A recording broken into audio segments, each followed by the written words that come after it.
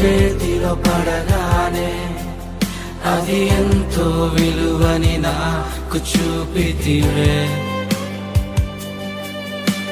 జీవమే లేని నాలోని జీవమును నింపుటకు నీ జీవితాన్నే తారబోసితివే. నీది శాశ్వత ప్రేమయ నేను మరచిపోలేనయా. ఎన్ని యుగాలైనా మారదు. ఎండిన ప్రతి మోడును మరలా చిగురించును నా దేవుడు.